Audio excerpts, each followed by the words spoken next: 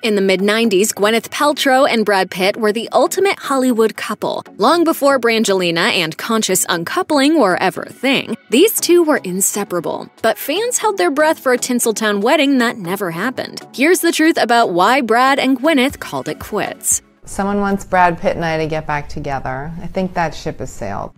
When Paltrow and Pitt first got together in 1994, she was 22 to his 29. Looking back, she told Howard Stern, I was such a kid. I mean, I was 22 when we met.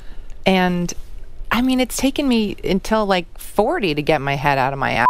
Paltrow later hinted that she was at fault for the split, once telling Diane Sawyer in an interview, "My kind of internal stuff really tripped up that whole relationship, and I felt really responsible. I just made a big mess out of it." I take the institution of marriage extremely seriously. There are no divorces in my family. Jean Black, makeup artist and longtime friend of Pitt, explained to Entertainment Weekly, "I think there were a lot of things that made Brad feel as if Gwyneth probably wasn't ready for marriage."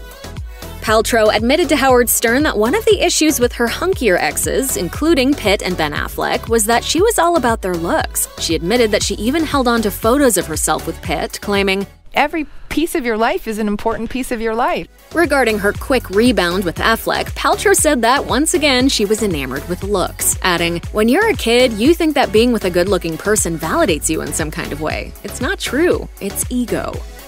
Just 2 months prior to the split, Pitt told Rolling Stone how excited he was to tie the knot with Paltrow, claiming, "I can't wait, man. Walk down the aisle, wear the ring, kiss the bride. Oh, it's going to be great." But insiders claimed that Pitt got cold feet when it was actually time to suit up, a source told People. Brad called it off. He changed his mind about a month ago. He got caught up in the frenzy of getting married, but he really didn't want to.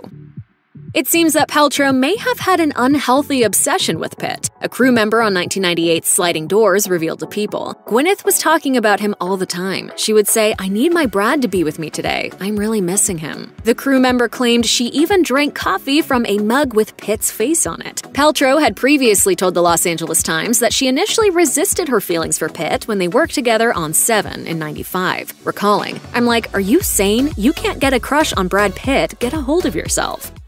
Yeah, all right, laugh it up. Yeah, well, I don't know why you're laughing. Paltrow later told Vanity Fair that the breakup truly shook her to the core, claiming that impacted her life forever. Brad Pitt and I had just broken up, and I had breakup, like, could not eat. I was really skinny. It was sort of upsetting. As a couple, Paltrow and Pitt were constantly hounded by paparazzi. Pitt even sued Playgirl magazine in 1997 over illicit photos of the couple on vacation, allegedly taken with a telephoto lens. To be honest, it was just a very, very intense time all around, and you know you're going to be super scrutinized. With the exception of her brief romance with Ben Affleck, Paltrow has since made it a point to keep her love life under the radar. Pitt, however, went on to marry Jennifer Aniston, then Angelina Jolie, embracing the power couple status until each marriage fell apart. Having gone on to briefly date her Royal Tenenbaums co-star Luke Wilson, Paltrow hinted to Entertainment Weekly that Pitt's love of the limelight played a role in the split, adding of Wilson, "He doesn't have to grab all the attention in the room." People reported that Paltrow turned down at least one role to be closer to Pitt, something she confirmed when she told Entertainment Tonight. We're just not doing movies at the same time. Claiming that taking turns filming was the key to keeping the spark alive, Paltrow seemed to be putting the relationship first, telling New York Magazine, "I love acting, but it's not the most important thing to me." You really need to do that, I think, in order to, have a relationship. It's too difficult to be separated.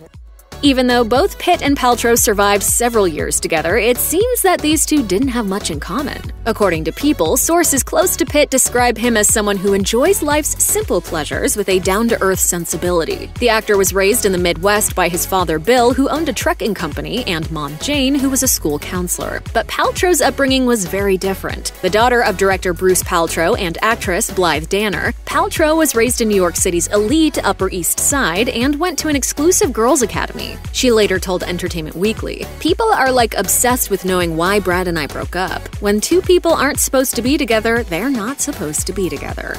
Check out one of our newest videos right here. Plus, even more Nicki Swift videos about your favorite celebs are coming soon. Subscribe to our YouTube channel and hit the bell so you don't miss a single one.